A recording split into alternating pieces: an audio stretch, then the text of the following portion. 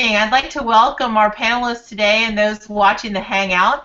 I'm Valerie Kibler, and I'm a journalism and English teacher at Harrisonburg High School in Harrisonburg, Virginia. I serve as the JEA Leadership and Team Building Curriculum Module Leader. Today we're going to look at a variety of ways that teachers have their student journalists build portfolios around the country, and hopefully touch on a hint or two that might help you out, whether you're a beginning journalism advisor or you've experienced many years and are looking for a change. One of the lessons in the actual leadership module focuses on helping you teach your students to compile a portfolio of their work. But today we want to explore how a few different advisors around the country also use a portfolio for assessment in their programs.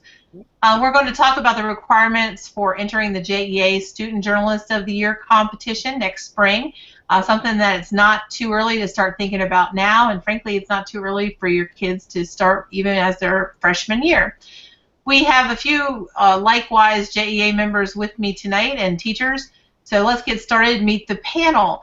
We're lucky to have three really strong, experienced, and successful journalism advisors. Rebecca Pollard is the yearbook advisor currently at Heritage High School in Texas. She has advised all scholastic media in her career and is currently the Journalist of the Year Committee Chair for JEA. She worked hard to get that new program in place. So, Rebecca, you want to say a couple things about how long you've been teaching and all the different things that you've done there journalistically? Sure. Hi, everyone. Yes, I have been advising scholastic media for this is actually my 16th year.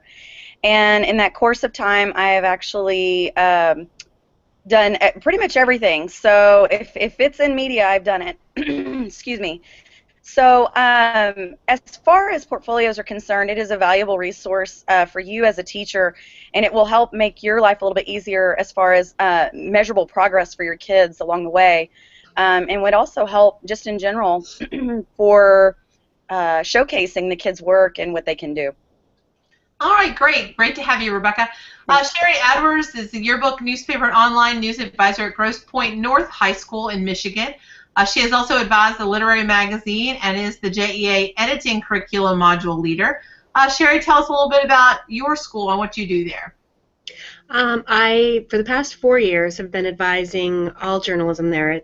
I teach journalism all day. I was previously doing yearbook and English, and I've taught literary magazine at the middle school level.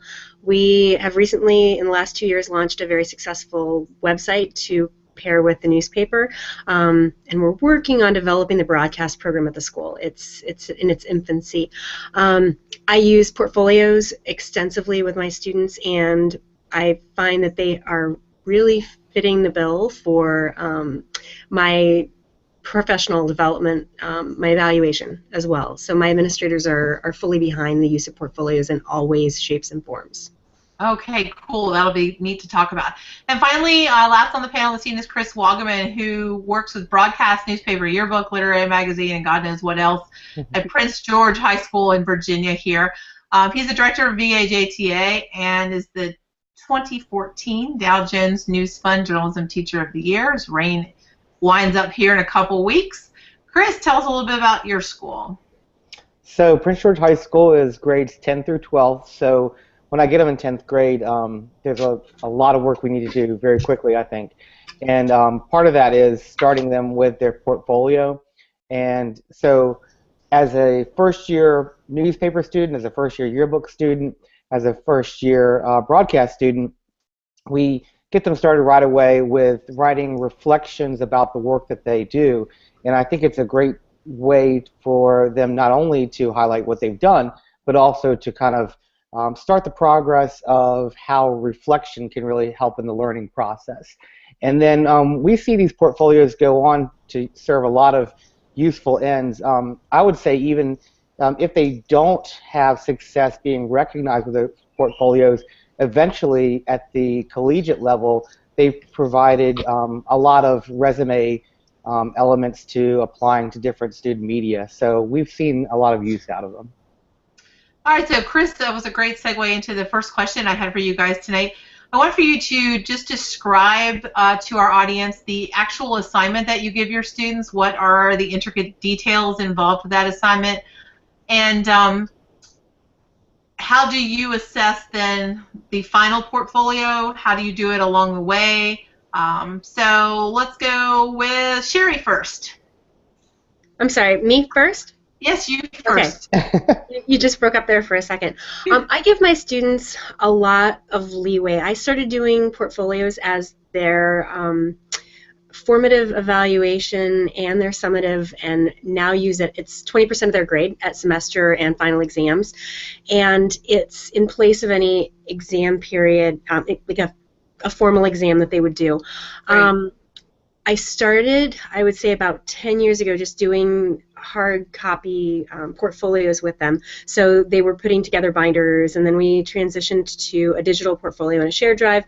In the last probably 4 or 5 years, it's been all Google Docs, and now I've got some kids who are actually creating WordPress portfolios. I do have the odd duck who will occasionally still do a spiral-bound notebook or something, a hard copy, but I allow them the flexibility to do what suits their needs.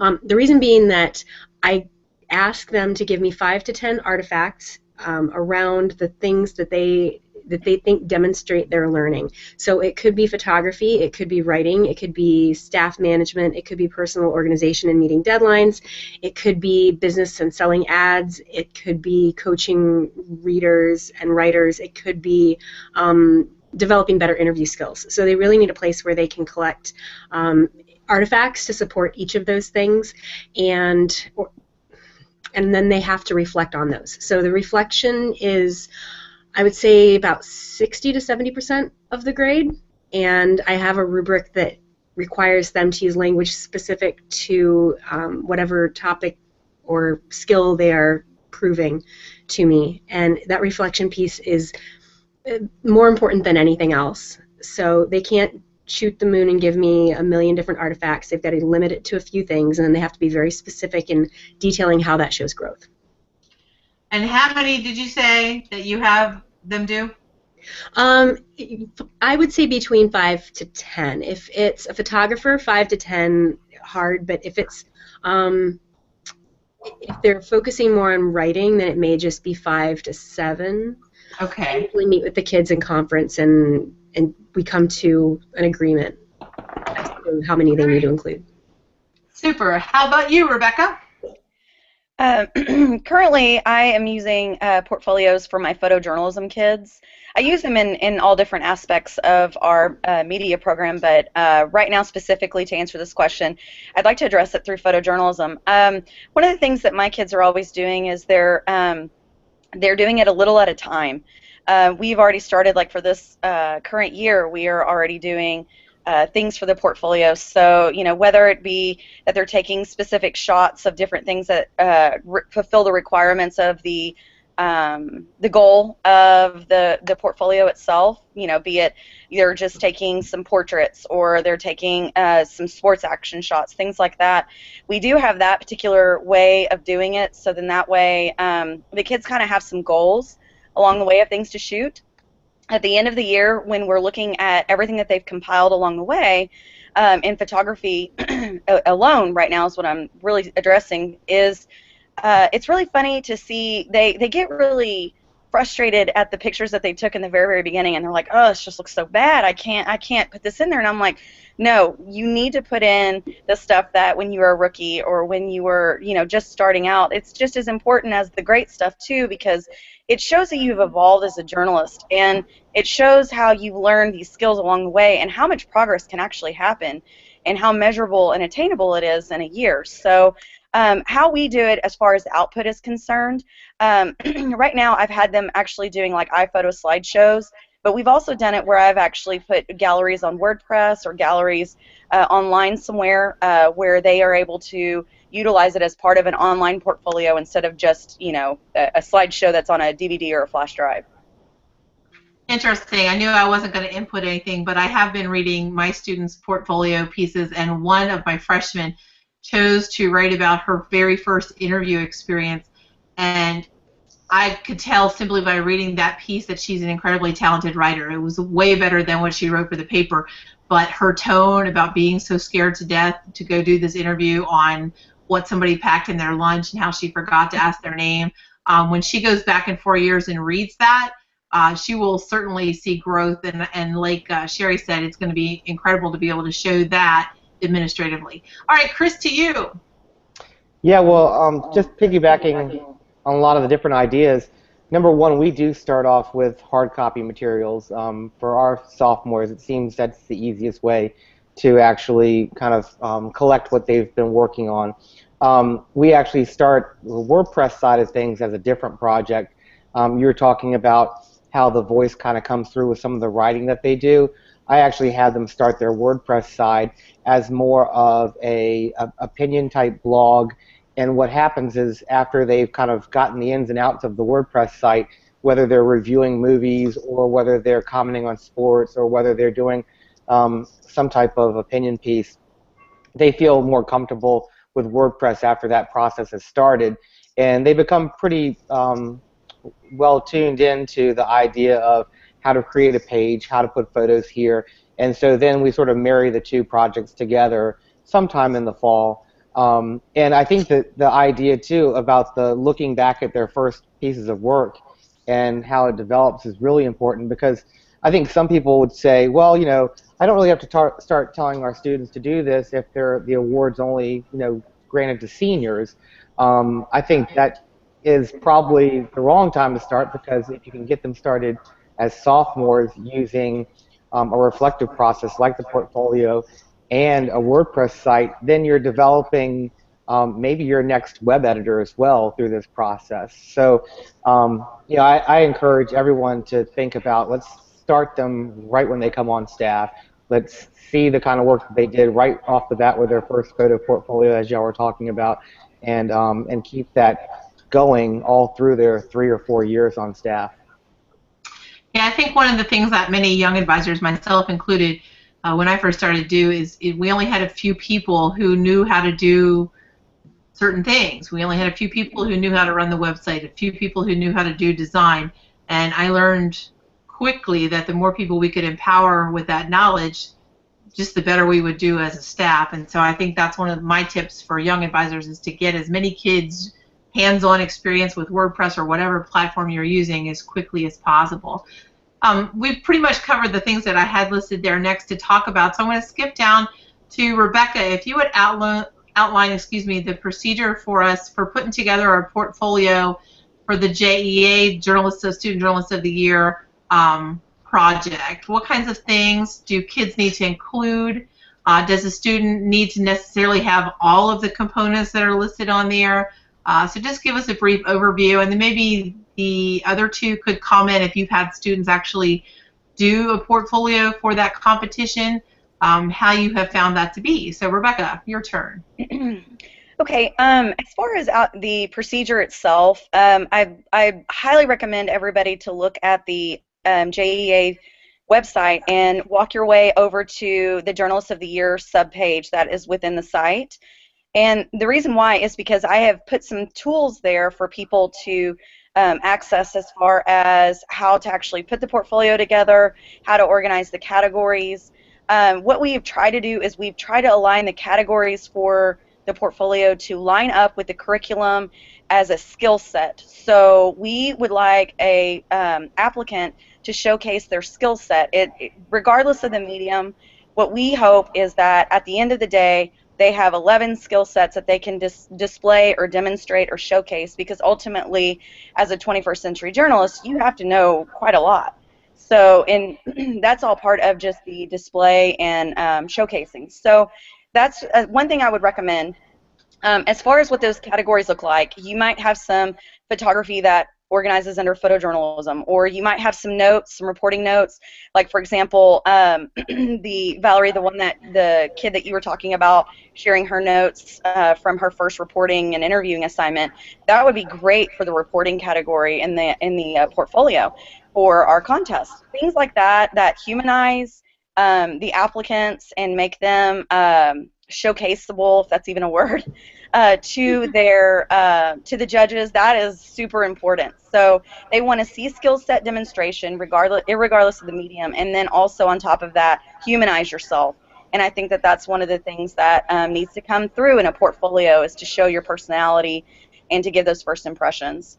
As far as does a student need to necessarily have all of these components, I will say no.